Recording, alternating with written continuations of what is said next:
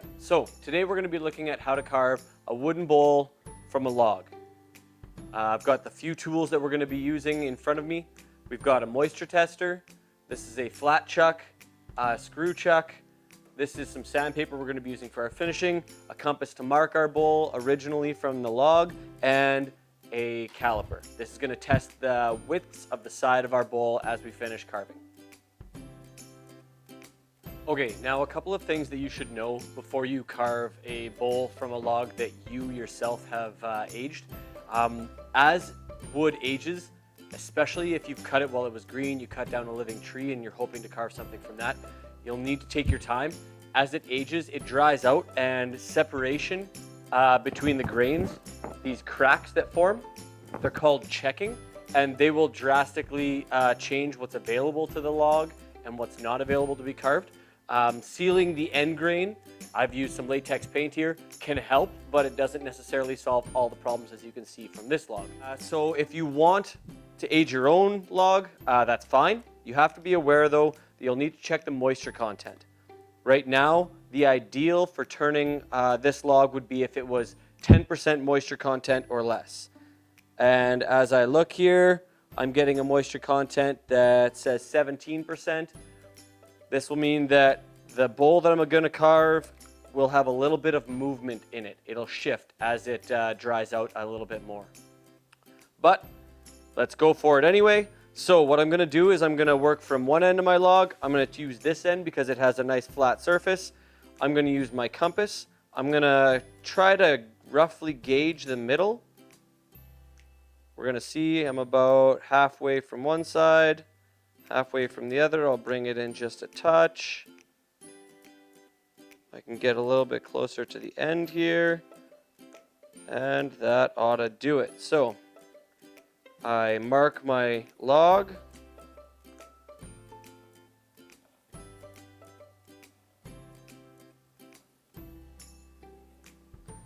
And now I have a nice perfectly centered round to work from. While I'm at it, I'm going to use my compass and using a little bit of simple geometry by putting the center point now at the outside. I'm going to mark 3 points around the circle, and this will guarantee me my center point is marked well enough for me to see it.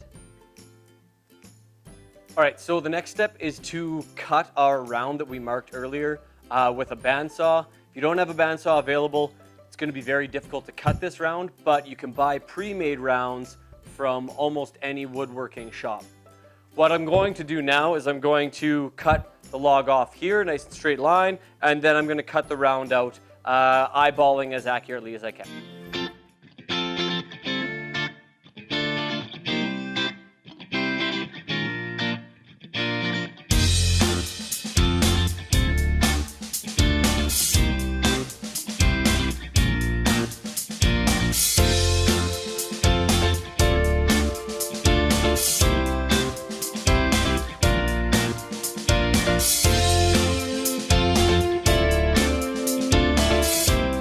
Okay, now that I've got my round cut from my log, I've got my markings for my center that I put on earlier. I'm going to use this flat chuck. I'm going to mount it using 1 3/4 screws.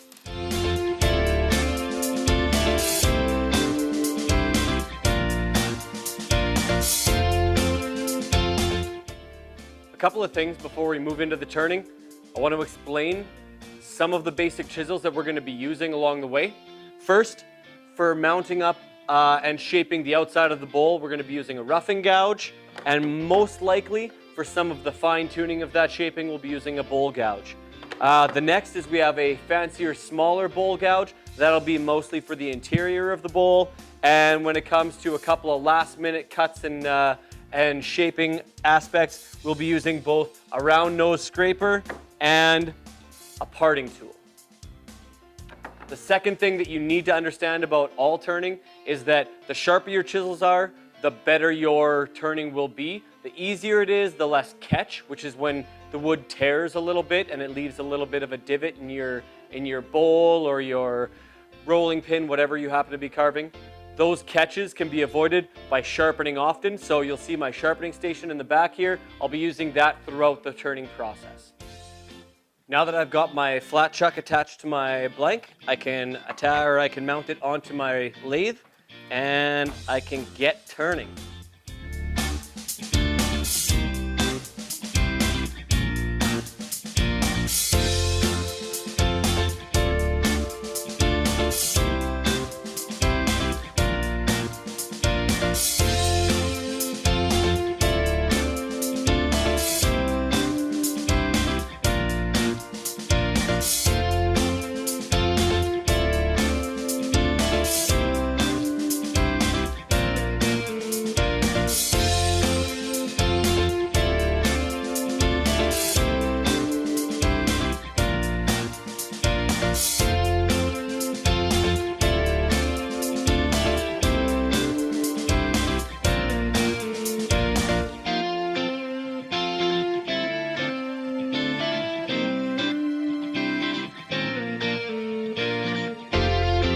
Now, the next thing we need to carve is the foot.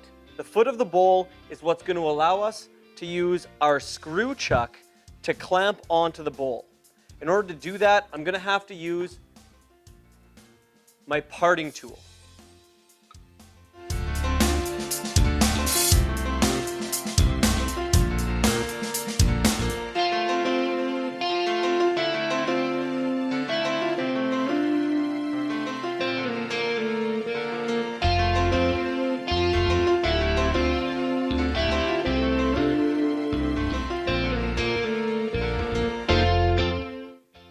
Now, I've made sure that my screw chuck can attach to the foot that I've carved on my bowl, but I don't want to attach it just yet. It's important that I have a nice even finish on the outside of my bowl before I get too far ahead of myself.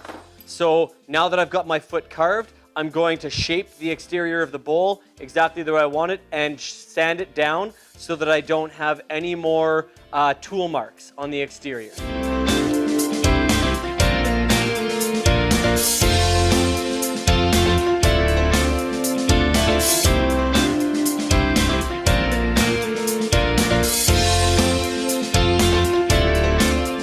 I'm going to be using a series of sandpapers in order to do the smoothing out of the exterior edge. I'm going to start with something a little bit coarser, probably about 120 grit, and then I'll end off at about 320. The higher the number in sandpaper, the finer it is, so the smoother the exterior of my bowl will get.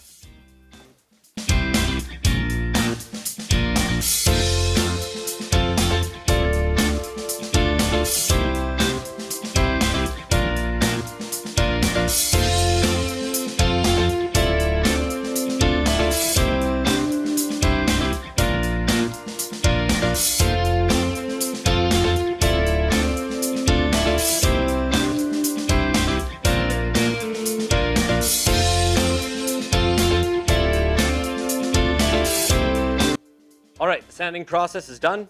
It's time to mount on the screw chuck and get this thing ready to carve the interior.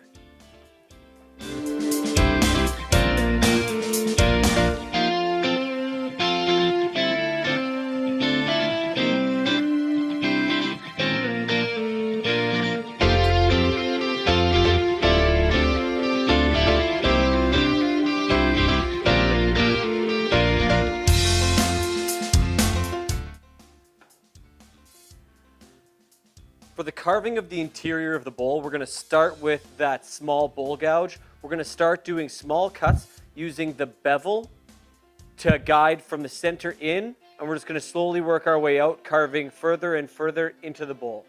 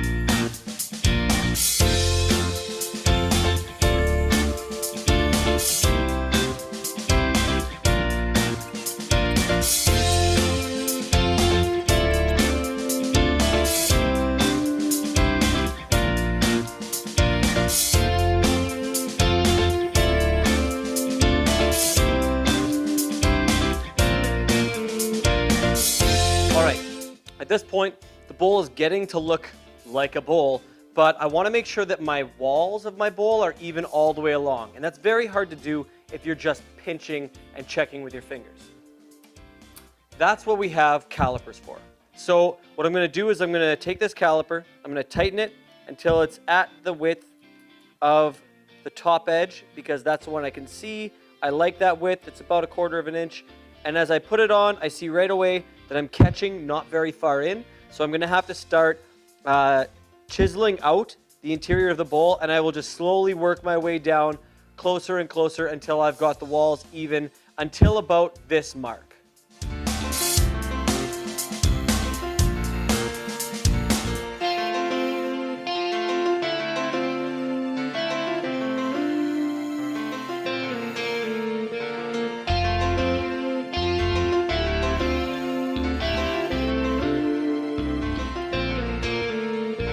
After looking at this bowl, I'm satisfied with where the width of the walls are at. The last thing that I need to do is I need to use that round nose scraper. It looks like this, so it's just got a single bevel on a curved end. And I'm going to use that to shape the bottom so that it's nice and smooth. Last finishing touches along the top edges. I'll round the lip of the bowl, and then it's on to sanding.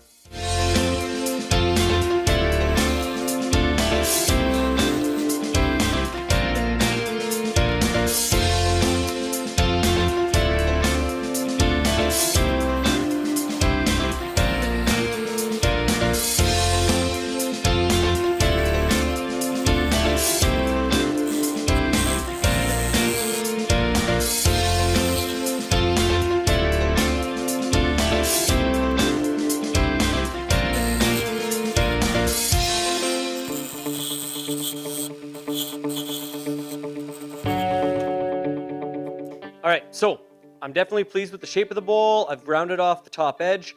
Now comes the long, slow, tedious part. There's an old adage, I think I heard it in shop class in high school, and it said, however long you spend on the regular project, expect to spend as much time finishing, which means that I've probably been carving for about a half an hour to an hour, so I should expect to sand for a half an hour to an hour. Not my favorite, worth it every single time. It's a slow, it's a tedious process, but the end result is always gorgeous. So here we go with the sanding.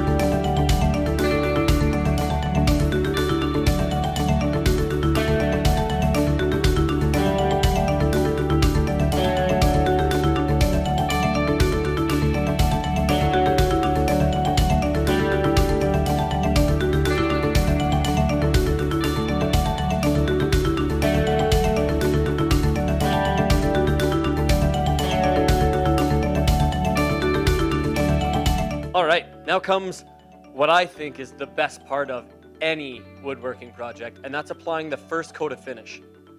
Today, I'm just going to be using the same thing that I used when I make wooden spoons or cutting boards. I make it myself, but it's pretty simple. It's 4 parts of sunflower oil to 1 part beeswax. You have to heat them up together, mix them together, and it turns into this almost buttery-like substance. So I call it board butter. I'm just going to be applying it with a piece of cotton cloth.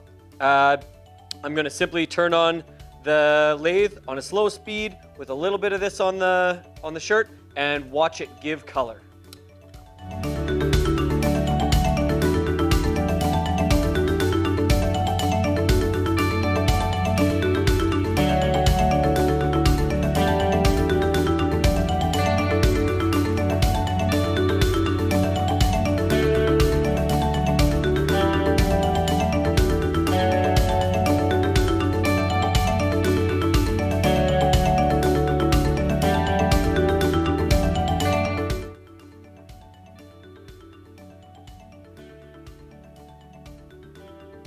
there you have it. The oils naturally bring out all the colors of the grain, and you can see that there was these darker grains on the exterior of the tree, and they formed these dark patches on either side of the bowl that are kind of opposite to the rings, the growth rings of the tree. Now, this bowl isn't quite done. I've sanded and finished and put on a coat of sealant, I guess you could call it, to the interior and exterior of this bowl. But we still haven't dealt with the foot of the bowl, which is clamped in the jaws of my lathe. So what I'm going to do now is I'm going to take off this bowl from the jaws, from the chuck here. I'm going to cut the foot off with the bandsaw. I'm going to sand the bottom edge of the bowl down with the belt sander. And then I'm going to hand sand until it's a nice smooth finish with my higher and higher grits, and apply one more coat of that finish to the bottom.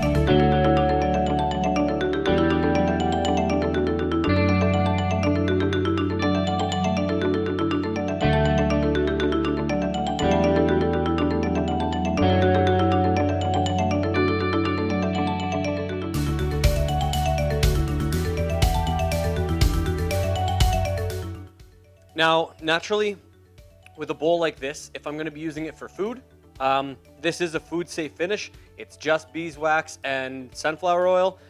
There's nothing toxic or unnatural. In fact, the beeswax, I buy that all locally. This bowl will need to be coated with probably 2 or 3 more coats, as it takes a little while for the oils and the wax to soak into the grain, fill all those little pores so that no bacteria can get in. So after about 3 or 4 coats, leaving a half an hour in between for it to really settle into those grains, this would be a lovely little salad bowl. So thanks so much for watching. This is how to make a wooden bowl out of a log. If you happen to have some trees that you're cutting down this summer, maybe you can, in a year's time when the wood is ready, make your own set. Thanks for watching.